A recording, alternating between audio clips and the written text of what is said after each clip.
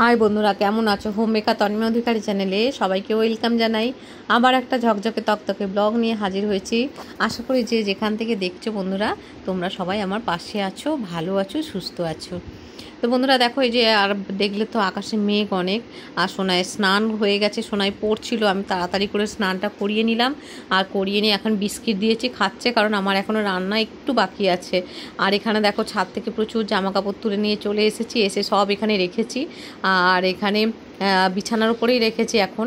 আর এখন 11:15 বাজে। তো বন্ধুরা এরকমভাবে দিনটা শুরু করলাম তোমাদের সাথে। আর সারাদিন টুকটাক যা কিছু করবো সব কিছুই তোমাদের সাথে শেয়ার করবো। আর সোনাই তো সকাল থেকে একটু পড়েছে, ড্রয়িং করেছে এরকম। আর যেহেতু বৃহস্পতিবার, তো আমি ঠাকুরকে পূজা দিয়ে নিয়েছি সুন্দরভাবে। দেখো আমার সোনার গোপালকে।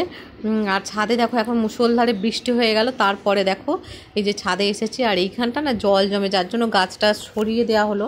তো এখানটা বৃষ্টি হওয়ার পরে একটু ঝাঁটা দিয়ে ভালো করে এখানটা পরিষ্কার করে নিতে হয়, নাহলে জলটা ওখানটা জমে থাকে। তো বন্ধুরা এই দেখো ছাদ বাগানের অবস্থাটা বৃষ্টির পর থেকে এরকম।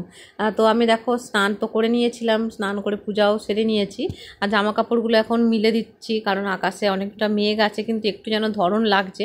একটু আগে যেহেতু বৃষ্টি হলো, তো কিন্তু মিলতে গিয়েও তো দেখালাম কি অবস্থা। দেখো বন্ধুরা, মিলতে গেলাম, আবার ঝটপট করে বৃষ্টিও আবার এসে গেল।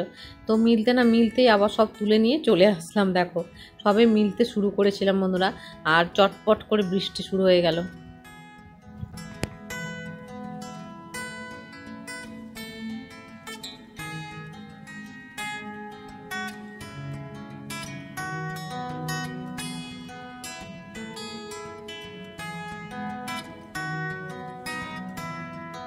তো বন্ধুরা পূজা তো যেহেতু হয়ে গেছে, আর ডিম একটু ভেজে নিয়েছি, আর সকালের একটু তরকারি ছিল অল্প, আর কিচ্ছু করিনি। তো ওই দিয়েই সোনাইকে খাইয়ে দিচ্ছি। উচ্ছে ভাজা আর ভেন্ডি আলু ডাঁটা দিয়ে যে তরকারি করেছিলাম সেটা ছিল, ওই দিয়ে সোনাইকে ডিম ভেজে খাইয়ে দিয়েছি।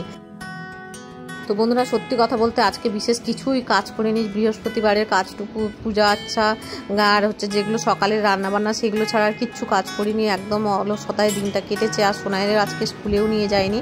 আর দেখো ঘড়িতে 4:30 বাজে, সোনাইও উঠে পড়েছে। আর আমার বিজনেসে কিছু কাজপত্র ছিল, সেগুলো করে নিয়েছি। নিয়ে এখন সোনাই আজকে স্কুলে যে কাজগুলো গ্রুপে পাঠিয়েছে বাচ্চাদের মায়েরা, তো সেই কাজগুলো আজকে সোনাইকে করে নিতে বললাম। স্কুলের খাতায় ও করে নিচ্ছে, আর আমি এদিকে ঘরে মপিংটা সেরে নিচ্ছি। ডাস্টিং করা ছিল, মপিংটা আমি এখন করে নিচ্ছি। আর সোনাই ওদিকে ওর কাজ করছে। তো সোনাইকে একটা ব্যানানা দিয়েছি, সোনাই খেয়েও নিচ্ছে এখন। আর আজকে যেহেতু আমরা খুব তাড়াতাড়ি শুয়েছিলাম, তাড়াতাড়ি উঠেও পড়েছি। তো সোনাই আবার ছাদে এসেছে, এখন ড্রয়িং করবে ছাদে বসে। আর আমি একটু ছাদে হাঁটাচলা করে তারপরে একেবারে সন্ধ্যা দিয়ে নিচে নামবো, কারণ সন্ধ্যা প্রায় আরেকটু পরে লেগেই যাবে।